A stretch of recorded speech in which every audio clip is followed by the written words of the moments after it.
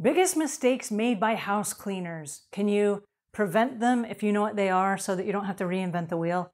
That's what we're going to talk about today. Hi there, I'm Angela Brown, and this is Ask a House Cleaner. This is a show where you get to ask a house cleaning question, and I get to help you find an answer. Today's show is brought to us by Housecall Pro. This is a service software for service professionals, and it saves, on average, the average business owner about 10 hours a week. So I have to ask you this question. For all the little admin tasks, the scheduling, the rescheduling, the upsells, the credit card processing, all that stuff, for all that stuff that you're running in the background of your business, how much does it cost you if you spend 10 hours a week? So you got to look at how much you're making per hour, and then you have to divide that by 10. What is a software that runs in the background of your business that replaces that task for you, that never calls in sick? What is that worth to you? Check it out. It is so much more affordable than you might suspect. housecallpro.com/Angela. Alrighty, on to today's show. This week we are going to be covering the biggest mistakes made by house cleaners. So these are house cleaners that started a business and they didn't know any better and they made some mistakes. Why is this important? It's important because if I can prevent you right now from making the same mistakes, if you can learn from them and you can learn a little bit of what to do instead, this could revolutionize your business, okay? So we're going to be doing this every day this week. We're going to be talking about the biggest mistakes made by house cleaners. So click the subscribe button so you don't miss these. Click the little bell button and it will notify you as soon as the next episode has been released. All right, so the first one comes from a house cleaner who wrote into the show. And she said the biggest mistake that I made was that I did not have my policies and procedures in place. All right, that is really important. And here's why it was a mistake. Without your policies and procedures in place, you don't know how your business operates. And so every day when you get up, you're winging it, which is exhausting, right? You get up every day and you're like, oh, I have to go in and go to work. But without a routine and without knowing what your standard operating procedures are, every single day when something happens, you have to stop and you have to decide, well, how does my company do that?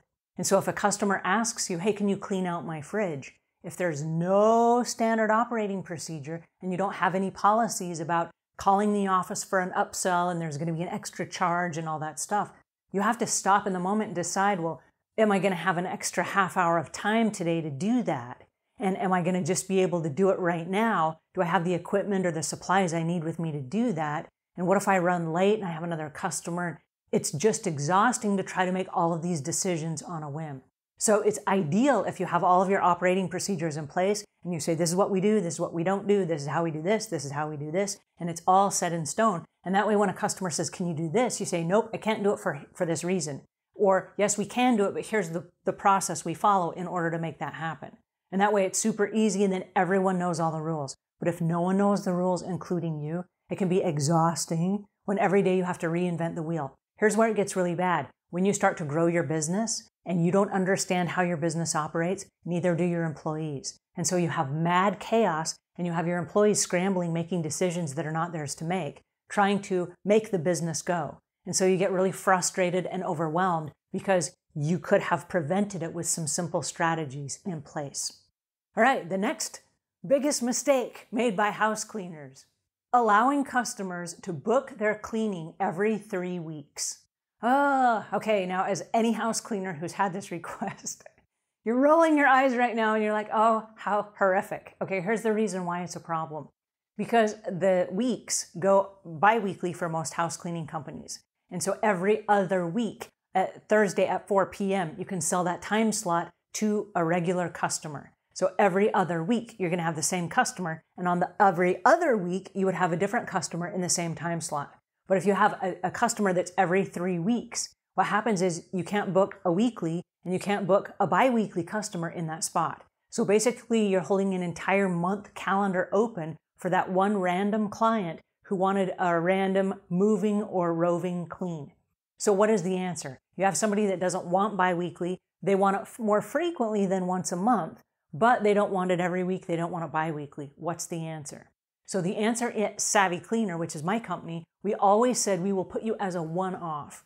And a one-off is we will call you whenever there's a cancellation and we will fit your once cleaning, your random cleaning, into our schedule, not yours. So we're not going to save you a spot on the calendar because we can't book anything around it, but we will we will leave you on our wait list.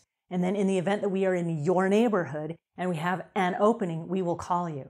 And then they get really squirrely and they're like, well, what if it's 6 weeks? What if you don't have a cancellation for 6 weeks? Then we'll call you in 6 weeks. And then they're like, well, I need my house cleaned more than that. Well, how often do you need it? Well, like every couple of weeks. Well, then let's move you to a bi-weekly schedule. So it's easy to move them to a monthly or a bi-weekly schedule, and they're going to have to make a decision. Otherwise, they go on that wait list and they have to be pushed to whenever you have the convenience and availability, because you can't save a whole month window for a random customer that's only going to show up once. Does that make sense? So yeah, I totally understand that one. That is a tough one because we want to accept the business, because we want to do right by the customer, and because we need the money, right? So I see how people get in the trap, but it's just a tough trap to get out of. All right, biggest mistake number 3, not agreeing to the outcome of a finished job. Let me say that one more time. Not agreeing with the customer to the outcome of a finished job. This is huge. Okay, so let's say that you get to a customer's house. You have in your mind your own idea of how things are going to go, and they have in their mind their idea of how things are going to go. So you start cleaning and you're almost done when the customer pops their head in, and then they say, oh, before you leave, would you mind doing this? Would you mind doing that? And don't forget to do this as well. And they start adding on things to your task because you didn't clarify and they didn't agree to what the finished project looks like. So this is really important on the walkthrough. What you want to do is you want to make sure that the client understands this is the scope of the job. And it's one of the reasons why we use worksheets at Savvy Cleaner, because everything we are agreeing to is on the worksheet. And when they sign that or they initial that at the end of the walkthrough, this is what we're agreeing to. So when we do the walkthrough, if there are any extras, we're going to put that on right now. And we're going to explain that you have to call the office and you have to add in any extra projects that are not on the worksheet. Okay? That's an extra time and it's extra money. And so if you call and there's something extra that's not on the worksheet, that's not part of the scope of the project. And so the goal behind that is to keep the customer from keep adding things on when you are on a very tight time schedule and you want to use the time that you have to do a stellar job, and you don't want to be rushing or slopping through your job just so that you can get everything done that they threw at you at the last minute. So I totally understand that one. It's a pet peeve of most house cleaners, but it's a huge mistake if you never agree and get that agreement up front with the customer so that you're both playing on the same page. Because if you think you're doing one job and they think you're doing a different job, then what happens, and it gets super scary, where they call you back and they say, well, you didn't finish the job because there was never an agreement of what the finished end result looked like. All right, so I totally understand that one as well. All right, that is it for today. If you found this helpful, please pass it on to a friend. And if you have a pet peeve or you have a biggest mistake that you've made, put it in the show notes below because I am curious to know what your big mistake was. All righty, we'll see you tomorrow, and until then, leave the world a cleaner place than when you found it.